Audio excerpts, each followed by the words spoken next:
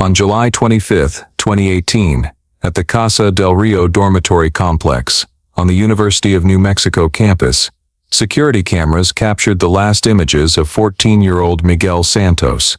At 0 hours 41 minutes and 12 seconds, Miguel left room 214, where he was staying with his foster brother Jay Ross, carrying a game controller and his phone. The hallway camera recorded his slow, relaxed walk toward the staircase at the end of the corridor.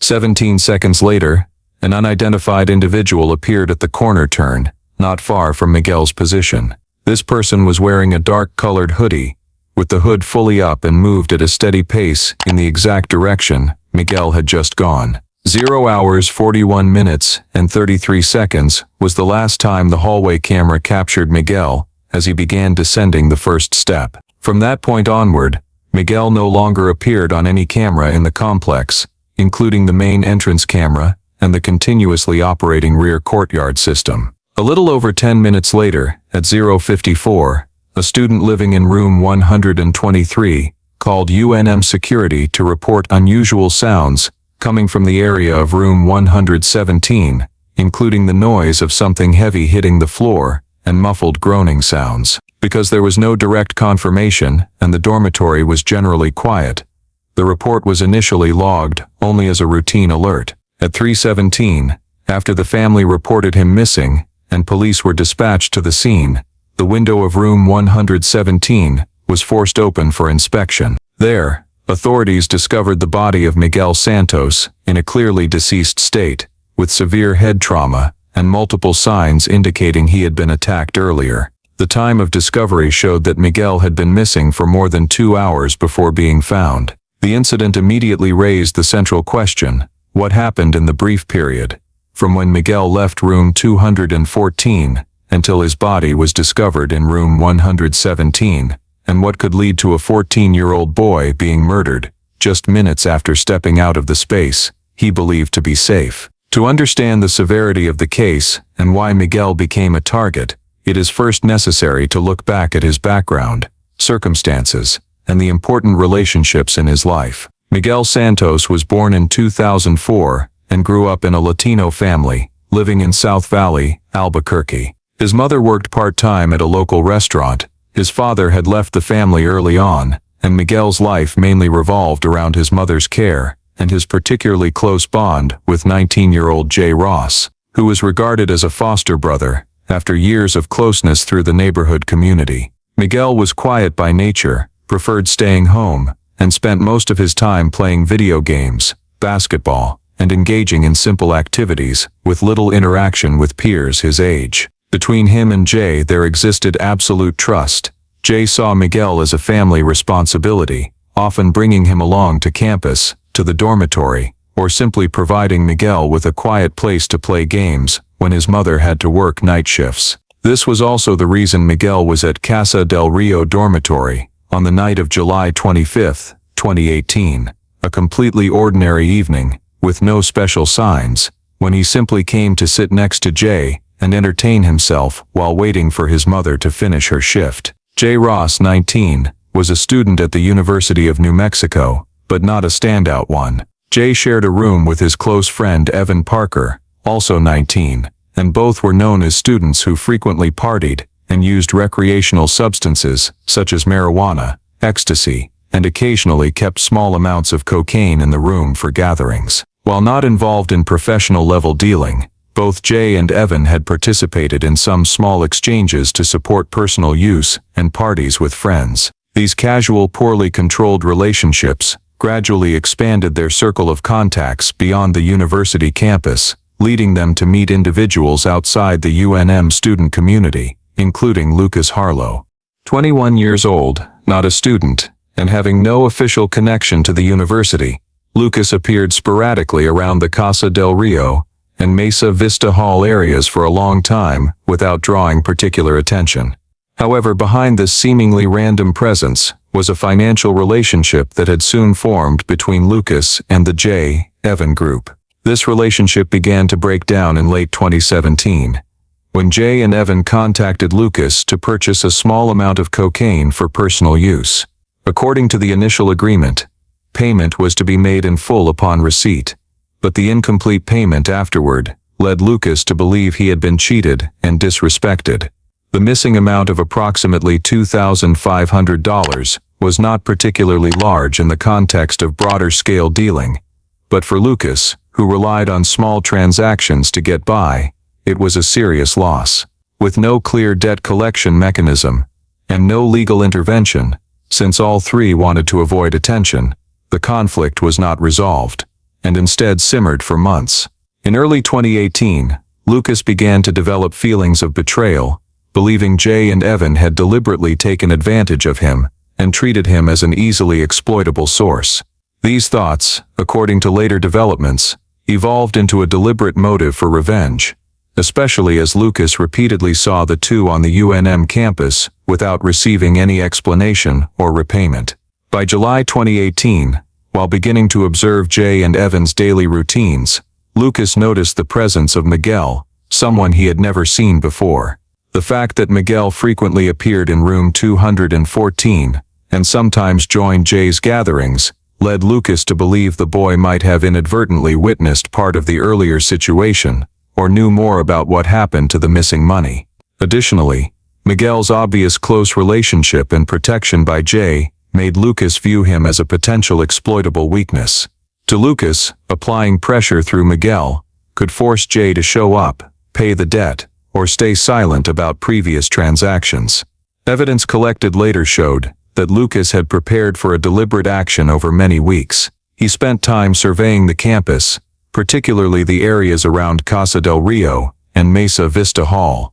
These surveys helped him identify the locations of functioning cameras, broken cameras, and blind spots, especially the staircase area and the rear passage near room 117. Room 117 caught Lucas's attention because it was rarely used by students during the summer.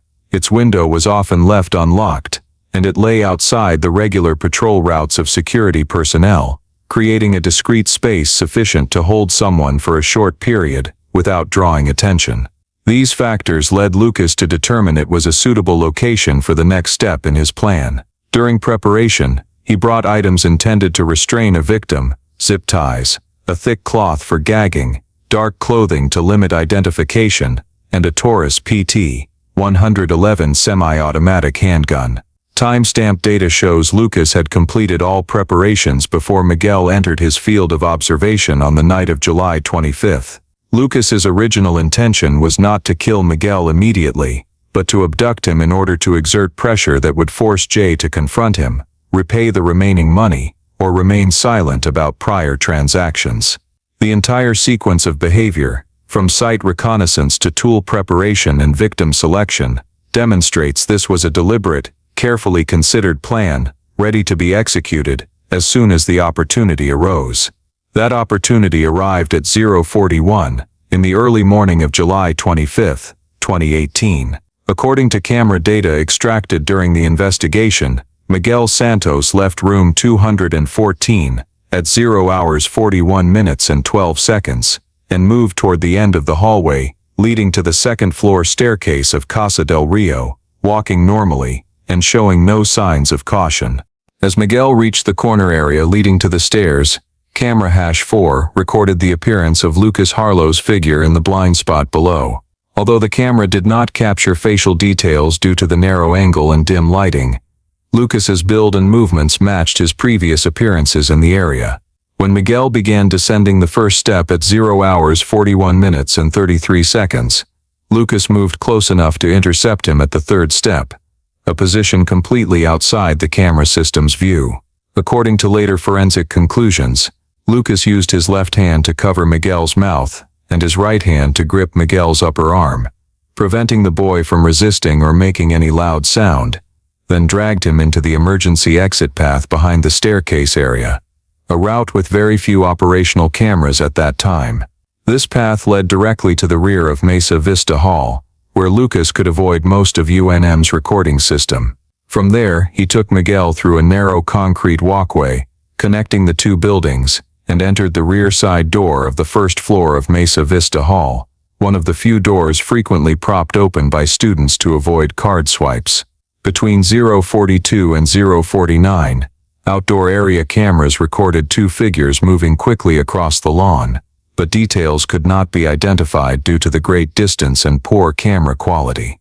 By 0:50, the time determined to be when Lucas brought Miguel into room 117, no camera recorded their entry, because that hallway section was listed as a blind spot. Based on the crime scene and forensic reports, between 0:50 and 1:25, Miguel was restrained with zip ties and assaulted with multiple direct blows to the head and upper body. Lucas's goal was not immediate killing, but to apply pressure so Miguel would reveal information about Jay and Evan, or force Miguel to call Jay to room 117. Injuries on Miguel's body showed he was slammed against tables and walls and dragged across the floor. However, according to the subsequent investigation, Miguel provided no significant information and could not call Jay because his phone was taken immediately upon being subdued. Between 1:27 and 1:31 was determined to be the time of Miguel's death, when Lucas fired a Taurus PT-111 into the back of his head at extremely close range. Afterward, Lucas attempted to wipe away some blood using Miguel's own hoodie, removed the remaining zip ties, and exited the room through the window of room 117, leading to the narrow rear path. At 3:17, when UNM police forced open the window to check the room, they discovered Miguel's clearly deceased body. The crime scene showed numerous blood spatters on the walls and floor, signs of struggle indicated by drag marks and chipped paint sections, discarded zip ties near the desk leg, and no weapon left at the scene. The simultaneous presence of 3 different shoe prints, one belonging to Miguel, one size 10.5, believed to be an adult's, and one faint print that matched neither Jay nor Evan, immediately led police to conclude a third person had been present in the room at the time of the crime. This conclusion opened a new investigative direction, ruling out accident or involvement by the 2 young students. In the early stages of the investigation, police compiled camera data chronologically, starting from the Kasa del Rio hallway, moving down the staircase, then to outdoor segments connecting to Mesa Vista Hall, and finally to the east parking lot. Although no camera directly captured Lucas bringing Miguel into room 117, the sequence of images tracking the path from behind Miguel to the appearance of a figure matching Lucas's build provided a clear line of suspicion. Next, police collected statements from Jay and Evan. Both stated that Miguel had simply been playing games in the room, then left for about 2 minutes to go down the stairs for a bit, and they did not know where he went afterward. However, neither Jay nor Evan provided a reasonable explanation for why they did not immediately look for Miguel when he failed to return, and their reported time of noticing his absence was inconsistent. This caused police to suspect their statements were partially concealed due to fear of connection to the drugs in the room. When phone data from all 3 was extracted, police identified several key timestamps. Miguel received his last message from Jay at 0:41, after which there was no further activity on his phone. Cell tower pings showed Miguel's phone remained stationary within campus territory shortly after 0:45. Meanwhile, Lucas's phone was confirmed to have pinged 2 towers near UNM from 22:47 to 1:52, matching the time frame of the crime. DNA analysis from the zip ties and several pieces of evidence containing epithelial cells showed Lucas's DNA present alongside Miguel's. This was direct biological evidence proving Lucas had contact with the victim close to the time of death. Lucas's presence became even clearer when the east parking lot camera of Mesa Vista Hall recorded a person with a matching build, leaving the area at 1:56, carrying a small nylon bag, and wearing different clothing from what was seen in the earlier hallway camera footage. A witness living in the opposite housing complex also reported seeing Lucas around campus the previous afternoon, helping police strengthen the suspect profile. During a search of Lucas's residence in South Valley, police discovered a UNM campus map marked with numerous notations indicating camera locations, unrecorded movement routes, and the area around room 117 circled in red pen. Additionally, a half-used box of zip ties, a thick cloth with diluted bloodstains, and a gray hoodie matching the description from the camera footage were recovered. These pieces of evidence confirmed that Lucas had surveyed and planned the abduction and murder of Miguel in advance. From the compilation of camera data, crime scene analysis, DNA comparison, and witness statements, investigators concluded that Lucas Harlow was the sole perpetrator who carried out the restraint, detention, and murder of Miguel. Jay and Evan were determined not to have directly committed the crime, but were indirectly connected due to the environment of drug use and illegal transactions that created the conditions for Lucas to approach the group, ultimately leading to the events of the night of July 25th. After completing the steps to consolidate evidence and determining that Lucas Harlow was the sole suspect behind the kidnapping and murder of Miguel Santos, a statewide warrant was issued in early September 2018. Based on cell phone location data, information from neighbors, and law enforcement surveillance activities in South Valley, New Mexico, police determined that Lucas was hiding in a short-term rental house at the end of Bell Avenue. At approximately 6:30 a.m. on September 12th, the SWAT team executed the arrest warrant. Lucas was apprehended while attempting to flee the property through the back door, carrying a backpack containing clothing and personal items. Upon arrest, Lucas did not offer strong resistance, but denied any involvement and refused to cooperate, forcing police to take him into custody for further interrogation. Based on the entire chain of evidence collected, from security cameras, DNA traces, physical evidence seized from Lucas's residence, and timeline analysis, the Bernalillo County District Attorney filed the most serious criminal charges. The first charge was first-degree murder, due to the deliberate close-range gunshot to Miguel's head with clear intent. The second charge was kidnapping, as Lucas intentionally used force to restrain and transport Miguel to room 117 against the victim's will. The third charge was aggravated battery, based on wounds and injuries to the head, neck, and upper body, showing that Miguel had been severely beaten before being killed. The fourth charge was false imprisonment, evidenced by Miguel being bound at the wrists and unable to free himself. Finally, Lucas was charged with tampering with or destroying evidence for intentionally wiping blood, changing clothes, and fleeing the scene. Lucas Harlow's trial took place in late 2018 at the Bernalillo County District Court and attracted significant attention from the UNM community and local media. Over the nearly two-week trial, the prosecution presented key evidence, including parking lot camera footage showing Lucas's build, leaving campus around the time of the crime, DNA matches on the drawstring and thick towel, a campus map found at Lucas's residence with camera locations marked, and cell phone data confirming his presence at UNM throughout the time frame of the crime. The defense attorney failed to present any convincing counter-evidence, only arguing that the camera footage was blurry and could not positively identify Lucas, and that there were no direct eyewitnesses to the crime.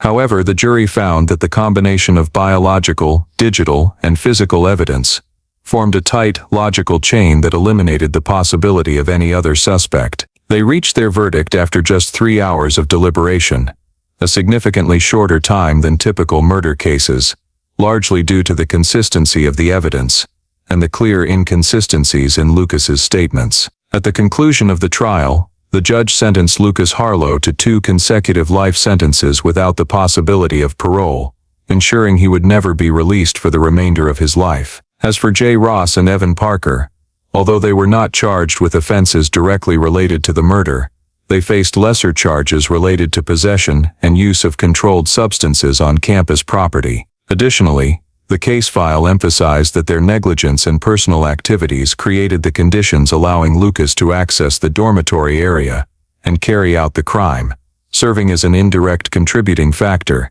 though insufficient to establish criminal liability in Miguel's murder. The murder of Miguel Santos left profound consequences for his family, especially his single mother, who had placed complete trust in her son's safety at college and viewed Jay Ross as a reliable support for Miguel during her night shifts. The sudden unexpected loss plunged the family into prolonged shock and created an irreplaceable void in their emotional lives. For Jay and Evan, the case became a turning point that altered the entire trajectory of their lives. They have carried years of enduring guilt, not only because Miguel's presence at the dorm stemmed from their close friendship, but also because their drug-using environment and irresponsible behavior inadvertently enabled Lucas to gain access and execute his plan. Although they were not held criminally responsible for Miguel's death, Jay and Evan faced various legal consequences and significant social pressure after the case became widely publicized. On the institutional side,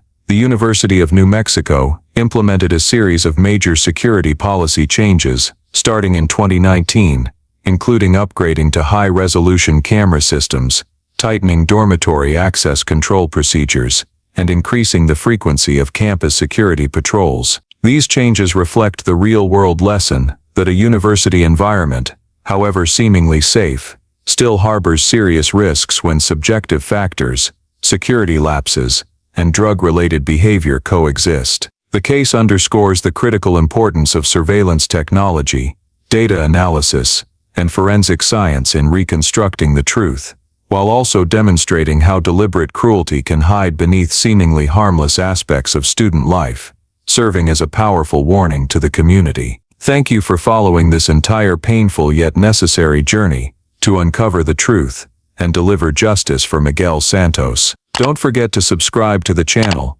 to continue joining us in future stories, where the truth will always be revealed, no matter how deeply it is hidden.